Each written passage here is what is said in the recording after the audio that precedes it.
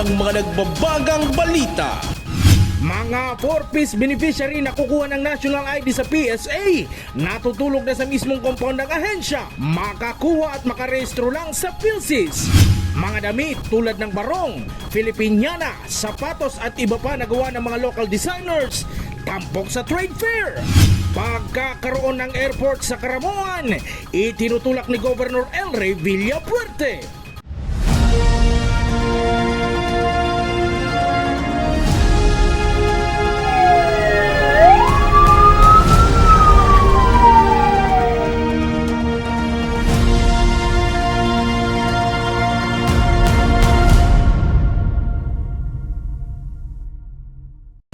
Magandang gabi. Narito ang mga maiinit na balita sa Camarines Sur. Nagtitiis sa karton at natutulog na sa mismong compound ng PSA ang ilang 4-piece beneficiary na magpaparehistro sa Philippine Identification System na isa sa requirement ng DSWD. Ang PSA nakikipag-ugnayan na umano sa DSWD para sa barangayan na National ID Registration. May ulat si Sam Alano. Ito ang tagpong inabutan ng news team sa compound ng Civil Registry System o CRS ng PSA sa Camarines Sur. May ilang naglatag na ng karton sa sahig, may nagdala ng unan at maliliit na upuan habang iba naman ay nakatulog na sa gilid habang naghihintay na magbukas ang opisina. Karamihan sa mga nakapila ay mga 4-piece beneficiary na nagmamadaling makakuha ng National ID o maiproseso ang kanilang PhilSys registration dahil isa ito sa mga hinihinging requirements lalo na ng DSWD sa ilang transaksyon at benepisyaryo. Ayon sa mga nakapila na aming nakausap, wala silang ibang magawa kundi ang maagang pumila dahil limitado ang bilang na napagsisilbihan sa bawat araw. Kagabi, 10. Yung iba, 12 ng tanghali. Nandito na. Hanggang ngayon, nandun pa rin. Ganun kahirap. Garong nasasakitan lugod ang mga araw sa muyan mga kuyan, mga tao na kung paano ta araw kami kaini na dapat ko tabaga mga national ID ko ta dapat trabaho kang gobyerno pero hado ta nahabayaan kami. Upang matugunan ng sitwasyon, nakikipag-ugnay na umano ang PSA Kamsur sa Department of Social Welfare and Development o DSWD upang magsagawa ng Barangay National ID satellite registration kung saan ilalapit ang serbisyo sa mga komunidad upang hindi na kinakailangang magtungo pa sa mga ito sa PSA office. Nakikipag-usap na tayo with the DSWD. Until now, we talk with them. We have an open communication with DSWD Camarines Sur. Meron kaming pinopost na schedule sa mga munisipyo na. Hindi na kasi kaya yung barangay kasi nga ganito nakakadami yung pumupunta na tao. Basically dahil kailangan nila mag-register para makapag-submit sa 4-piece requirement. Samantala, hinihikayat ng PSA ang publiko na makipagtulungan at sumunod sa mga tinatakdang proseso habang patuloy nilang pinapalawak ang hakbang upang mailapit ang serbisyo sa mas maraming Pilipino. Sam Alano, CSN.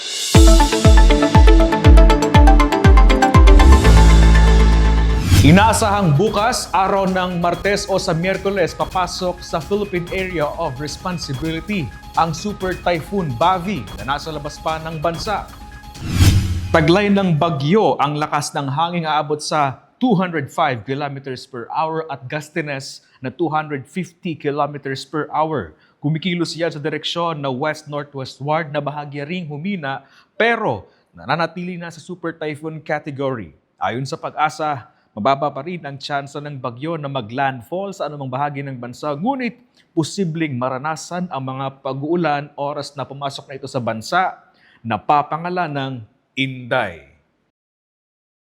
Sa pulsa CCTV, ang panloloob ng mga suspect gamit ang isang tricycle sa isang bahay sa Naga City.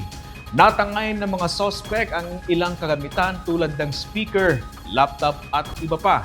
May ulat si John Amador. Aakalain mong may dinaanang pasahero ang tricycle na yan sa kuha ng CCTV sa command center ng Barangay Peña Francia. Nagkakarga na pala ang mga lalaki sa video ng mga gamit tulad ng laptop, speaker at iba pa na kanilang tinangay sa niloobang bahay sa lugar. Ayon sa Barangay Council, iniimbestigahan na ang caught on cam na insidente. Ongoing po ang investigation. Katuwang ta po ang PS3 and tinawanta na din sinda ng kopya para mas madali ma-identify si mga suspetsado. Yan po, naghagad ng tabang sa tuya through our command center. Nangyari po yan naman sa may Bagong Bayan Sur, Jacob Extension.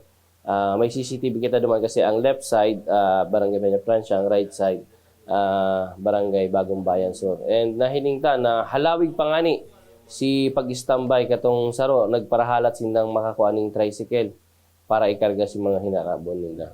Sa parehong barangay, sa din sa CCTV ang pagpapasaway ng grupo ng kabataang ito. Isa-isang pinatumba ng mga kalalakihan ang traffic barrier ng PSO. Tukoy na ng mga otoridad ang mga kabataan sa video na dayo umano sa naturang barangay. Ining mga kahubenan ta po, medyo nagiging hyper na naman sindangon yan. So aram taman po yan ang satuyang stasyon is the University Belt and challenging po talaga sa part niyan. So inot na inot po, ang sakong pasasalamat kay Cap Jackie Villapuerte dahil po sa tabang kang CCTV footage duman sa command center niya, nahiling ta po ining mga personahing iniyo and ano nga po initial investigation ini po grupo kang mga minor de edad. Makikipag-coordinate kami sa barangay kung taga-sain talaga ining mga hobinis na ini and pangadua po siguro yung mga magurang. Kasi sindang responsable kay niyo kasi mga minor de edad pa po. Sa katunayan, nakaulay na si sarong suspetsado duman kang sa sa grandstand, sa pagturumbak ng barrier. Nakaulay kang Sabado, video sa tuyang command center. Pinahiling ko sa iya si mga giniribo ninda. And kunyan, naka-schedule si pag-iriba niya pa na marigi sa barangay. Tanganing matawan taning disiplina as in siguro pa community service ta si mga jóvenes na involved duman sa pagtumbak ng mga barrier. Sinisikap ng Barangay Peña Francia na malagyan at madagdagan ng CCTV ang lahat ng lugar sa kanilang nasasakupan dahil malaki umano ang tulong nito sa monitoring sa komunidad. Jan Amador, CSN. Naniniwala si Camarines Sur Governor El Rey Villafuerte na mas lalago pa ang turismo at ekonomiya sa Caramoan at buong Kamsur kung mangyari ang pagpapatayo ng airport sa bayan. Kasunod yan ng pagdaong ng isang international cruise ship nitong nakaraang linggo sa Caramoan Islands. Si Jem Garcia sa detalye.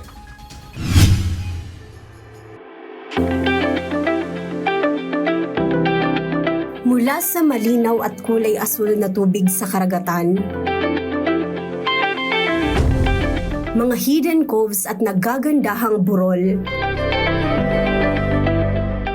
ilan lamang ito sa offer na tourist spots mula sa bayan ng Caramoan na sikat sa local at international scenes. Sa katunayan, ilang araw pa lamang ang lumipas ng dumaong ang MV Heritage Adventurer sa pangalawang pagkakataon kung saan lulan nito ang 135 international guests na manghang-mangha sa kagandahang handog ng bayan. Ayon kay Governor El Rey Villafuerte, ang pagbisitang ito ay sumisimbolo ng pagyabong pa ng turismo sa bayan ng Caramoan dahil hindi na lamang ito kilala locally, maging international ay isa na rin ito sa mga ninanais mapuntahan para sa kanilang bakasyon. Patunay na tama ang direksyon natin. Pangalawa, maganda talaga ang Caramoan. Binibisita pag nakikita. So, yan dyan ang lugar eh. God bless us with these destinations, these areas. Kailangan talaga i-develop. So, hindi naman kaya ng gobernador lang magde-develop. Dapat ang congressman, mayor, lahat dyan magtulungan. Hindi naman pwedeng governor. No? Isipin mo kung tayo nag-e-effort dinadagsan ng turista, ano pa kaya kung magtutulungan? Kaugnay nito, isinusulong ng gobernador ang pagkakaroon ng paliparan o airport sa Caramoan. Sa pamamagitan ng proyektong ito, mas lalo nitong mapapataas ang turismo at dahil rito, nakikita rin niya ang pag-asenso ng Caramoan bilang isang tanyag na tourist spot sa Camarines Sur. Maliban sa paliparan ay posible ring itayo sa bayan ang port na dadaungan ng international at local vessels na magpapalago pa hindi lang ng turismo maging ng ekonomiya ng Caramoan at ng buong probinsya. Actually, ang kailangan talaga doon is sa airport. Pag airport yan, matagal ko nang pinaglalaban, ay libo-libong turista ang pupunta dyan. Daan-libong turista. Kaso kinokontra ng congressman, gusto San Jose, kinokontra ng mayor. Tayo, pagpatuloy ang pag-promote, pero kung may airport dyan, ano na sana yan? Boracay, Siargao, Cebu na sana ang mga numero ng turismo. But since sinarang nila yan, ano talaga, hindi talaga dadami. Kailangan talaga kasi malayo yung lugar eh. Kailangan airport, then secondary na yung international seaport. Kung magkaka-seaport, dapat siguro ituloy natin yung Pasakaw sa San Jose. Siruma. Yung Pasakaw ongoing na, yung Siruma tutuloy na rin. Jem Garcia, CSN. Sunod-sunod ang nangyaring road crash sa Naga City at Camarines Sur nitong weekend. May ulat si John Amador. Magkahiwalay na road crash ang naitala ng mga otoridad nitong weekend. Sa Lupicam Sur, 6 na nakaparadang motorsiklo at tricycle ang inararo ng isang pick-up pasado alas 7 ng gabi nitong linggo sa Maharlika Highway, Zone 2, Barangay Suok, Lupicam, Camarines Sur. Lumalabas sa paunang investigasyon ng PNP na papuntang Camarines Norte ang driver ng pick-up. Nang aksidente umanong maapakan nito ang accelerator imbis na preno. Kaya't may 6 na nadamay ng mga bystanders at vendor sa lugar na isinugod sa ospital sa bayan ng Kabusaw. Sa parehong araw, pasado alas 4 ng hapon, sugatan din at isinugod sa ospital ang 3 pasahero at driver ng tricycle matapos mahagip sa likuran ng isang L300 ang kanilang sinasakyan sa Zone 3, Barangay Carolina, Naga City. Hindi po kaya pababang parte. Ang dapat po kayo may precaution ka na dahil ka po magparapatulin digdiho. Kaipuhan mo po digdiho ng sinasabing keep distance para ma-maintain po ang rayo sa sinusundan ng bihikulo para dahil tayo hindi mabangga. Ang force po kaya tapababa, dahil mo masyado makontrol. Kaya siguro inaabot kayong ban. Pasado alas 12 ng tanghali ngayong Lunes, July 6, nasundan pa ng isang aksidente sa lansangan sa Maharlika Highway, Barangay Plaza, San Fernando, Camarines Sur nang mag-head-on collision ang isang L300 at dump truck matapos umanong sakupin ng truck ang linya ng L300 na papunta sa direksyon ng Milaor. Sa ngayon, nagpapatuloy pa ang investigasyon ng PNP sa insidente habang dinala sa ospital ang sugatang driver ng L300 van. Jan Amador, CSN. Maswerteng hindi na lumaki pa ang sunog na sumiklab sa Naga City People's Mall kagabi. Ang lokal na pamahalaan agad nagsagawa ng inspeksyon sa bahagi ng merkado na nasunog. Si John Amador sa detalye.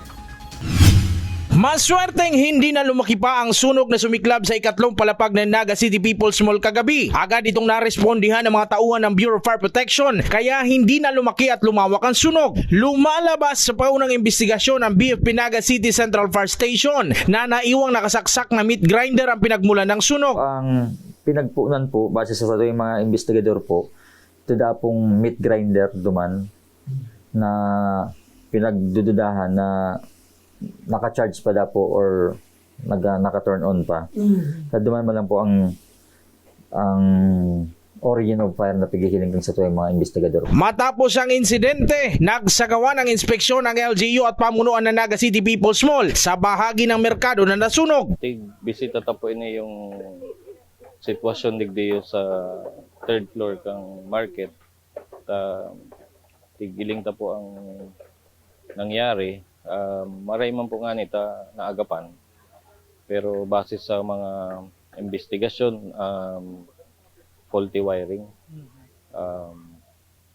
Kaya po tigiling ta pwede anong maray na improvement ta kung ano ang mga dapat tang sunod doon ta, especially market po bako lang pong saro ang pwedeng madanyaran.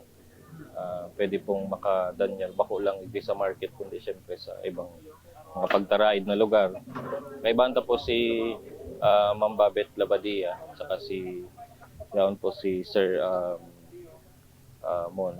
Sarong concern po kaya sa pag-improve kang market is si mga ongoing pong pag-aadal kang PICE na kung sa impigiling kung safe pa ba ang struktura kang market. Sabi ken freak ka fire incident, si description nga ni kang si fire investigator, minimum fire damage, ta maliksi man sa tuyang mga market guards, plus siraon man digdi ng mga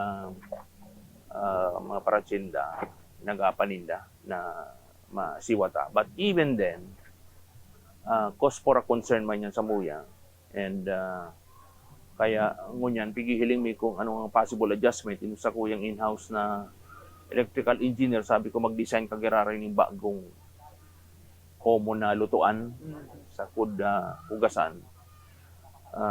Not only to ensure na fire safe, but also ma-maintain itong kalinigan. Ayon sa Bureau of Fire Protection, maayos naman ang mga wiring installation sa Naga City People's Mall base sa kanilang isinagawang inspeksyon ngayong taon. Muling paalala ng BFP na maging alerto at siguruhing naka-unplug ang mga nakasaksak na kagamitan, lalo't ilang beses nang nasunog ang Naga City People's Mall. Si mga dapat nindang i-comply manungod sa fire safety na paabutan na po sa inda, and sa ngayon po, comply naman sa inda.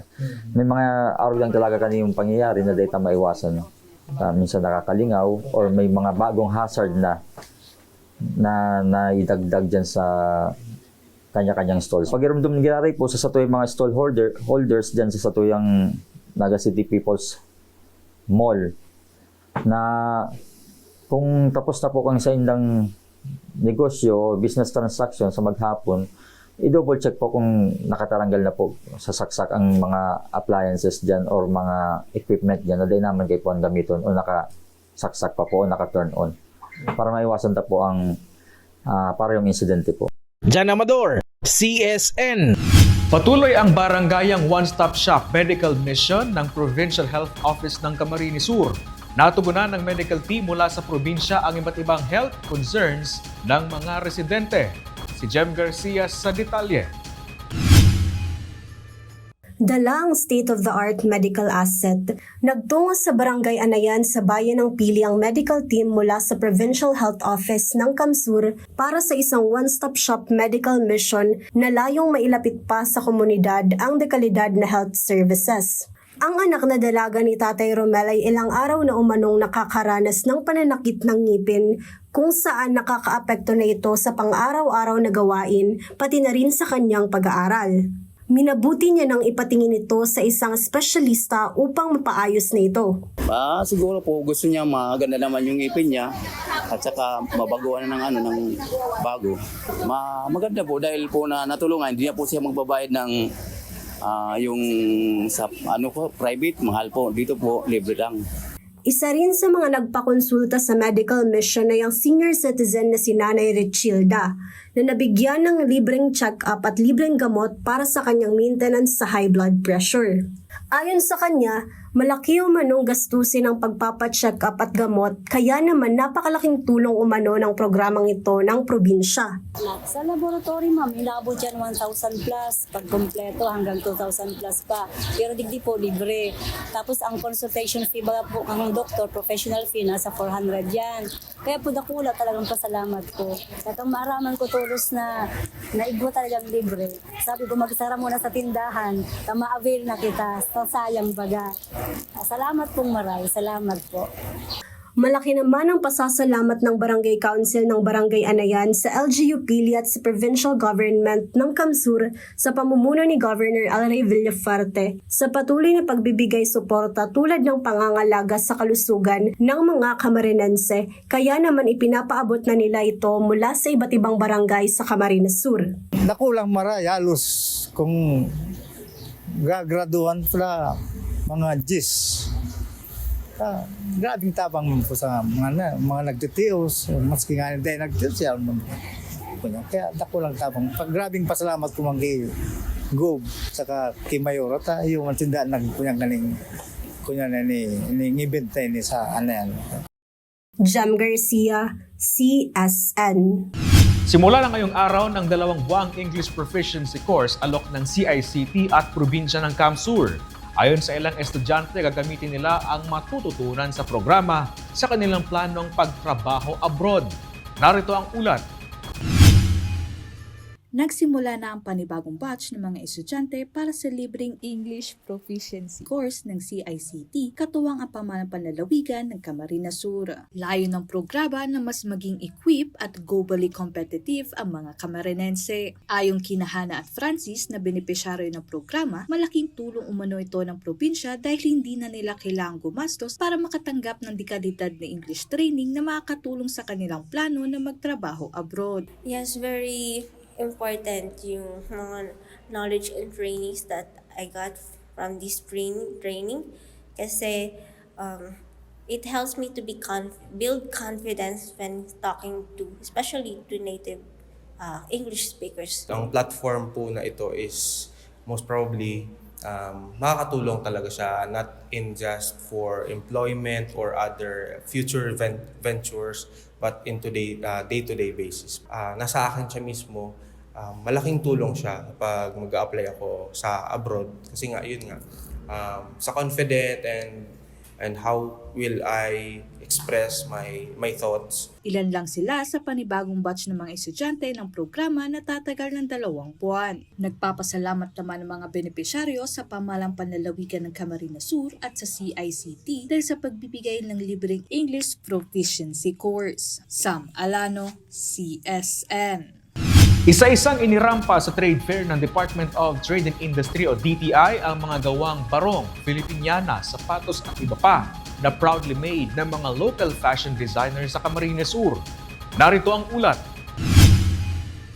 Mula sa pangmalakasang iba't ibang disenyo ng barong, Filipiniana at iba pa, yan ang inirampang mga gawa ng mga local designers sa Camarines Sur sa trade fair ng DTI na may temang Pusturyosa. Bukod sa fashion show, nakahilera rin sa trade fair ang mga booth ng mga micro, small and medium enterprises o MSMEs na nagbebenta ng iba't ibang gawang lokal mula sa mga hinabing tela, mula sa local fabric ng buhi na inabol, handcrafts, accessories at hanggang sa mga produktong may pagmamalaki ng Camarines Sur. Layo ng trade fair na mabigyan ang mga lokal na negosyante ng mas malawak na merkado at pagkakataong may pakilala ang kanilang mga produkto sa mas maraming mamimili. Ayon sa DTI CamSur, mahalaga ang mga ganitong aktibidad dahil hindi lamang ito nagbubukas ng oportunidad para sa mga designer at MSMEs, kundi nakakatulong din sa pagpapanatili ng lokal na kultura at pagpapalakas pa ng creative industry ng CamSur. So, nakaka-happy, lalo na sa aming nag-organize, kasi it's really increasing. Increasing in terms of the number of exhibitors, increasing in terms of the sales. I could really witness how our team, particularly the BDD, the Business Development Division, talagang grabe yung brainstorming of really conceptualizing to make this fair really a success and really impactful sa ating mga MSMEs. Kasi at the end of the day, ang talagang pinaka-bottom line natin dito is dapat maraming maengganyo bumili. So please, again, sa ating mga listeners, viewers, please support and buy our local products. Sa pamamagitan ng umano na naturang aktibidad ay na-showcase ang talento at gawang produkto ng mga local designers sa CamSur na kayang-kayang makipagsabayan sa international scene. Chris Novelo, CSN. Ika nga sabi nila, edukasyon ang yaman na hindi maaagaw ng iba sa iyo. Yan ang pinatunayan ng isang isko o scholar ng probinsya ng Camarines Sur na nagtapos bilang valedictorian ng University of Nueva Cáceres School of Law. Si Jem Garcia sa detalye. Keep fighting for your dreams. Yan ang mensahe ng isang isko o scholar ng probinsya ng Camarines Sur na kamakailan lamang ay nakapagtapos bilang valedictorian ng Juris Doctor class ng University of Nueva Cáceres School of Law. Ayon kay Abbas, kailanman ay hindi naging madali ang kanyang pag-aaral lalo na ang kanyang law school journey. Dahil gaya ng iba, lumaki siya sa hirap at maraming pinagdaanan bago makamit ang kanyang mga pangarap. Ilang taon rin siyang nagtrabaho sa labas ng bansa bilang OFW bago makapag-aral. At dahil hindi pa rin sapat ang ipon para makapag-aral ay minabuti niyang mag-apply sa School Assistance Program ng Provincial Government ng CamSur. Simula po elementarya talagang na-instill na po sa akin ng mga magulang ko yung importance ng education na yun lang po yung talagang maipapamana nila sa akin. Kaya po simula elementary na-establish ko po yung study habits and gusto ko po talaga yung pag-aaral Kaya simula elementary, first po ako nung grade 1, tas tuloy-tuloy na po yun hanggang grade 6. Tapos po sabi ko sa nanay ko nung mag-high school na ako, gusto ko po sa science high school para less din sa kanila, less stress dahil walang masyadong gagastos. Kung kaya ko pong makapasa doon, doon na po ako. At nakapasa naman ako. 4 years yung natapos dahil wala pa naman yung senior high. So yung 4 years po na yun, first din po ako palagi. Hanggang sa graduate po akong valedictorian. Tapos college po, ganun din. Hindi ko po inaasahan na naging valedictorian din po ako dahil napagsabay ko po yung curricular at extracurricular activities. Pero after 9 years, ay nagtrabaho na po ako. After 9 years, graduate po ako with a Juris Doctor degree from the University of Nueva Cáceres. As valedictorian, hindi ko rin po inaasahan kasi po ako po ay nagtatrabaho rin. Pero nakatulong po din dun yung study habits ko na na-establish simula pa lang po pagkabata. Kaya naman napakalaking tulong umano para sa pag-abot ng kanyang pangarap ang asistansyang natanggap niya mula sa pamahalaang panlalawigan para sa kanyang pag-aaral. Maraming salamat po sa Provincial Government of Camarines Sur, of course po sa ating governor na si Governor El Rey Villafuerte, dahil po sa tulong na ibinigay po nila sa akin para mapadali po ang aking pag-aaral ng Juris Doctor ng abogasya. At gusto ko po maging inspirasyon sa iba na kaya po at ang gobyerno po natin ay nandyan para makatulong at maging kaagapay sa push natin para magkaroon tayo ng mas magandang kinabukasan. Ayon rin sa kanya, hindi lamang rito natatapos ang kanyang pangarap dahil gusto niyang makapasa sa bar exam at maging ganap na abogado upang makatulong sa mga kababayan niya na walang kakayahang makapagbayad ng notaryo o iba pang legal services. Ang tagumpay na ito ay isa lamang sa mga rason ng provincial government ng Kamsur sa pamumuno ni Governor El Rey Villafuerte sa pagpapatuloy ng school assistance program at paglikha ng mga community colleges sa iba't ibang bayan sa Camarines Sur. Jem Garcia, CSN. At yan ang mga maiinit na balita ngayong araw sa Camarines Sur. Kami ang Kamsur News. Ako po si Chris Novello. Diyos mabalos sa pagtitiwala.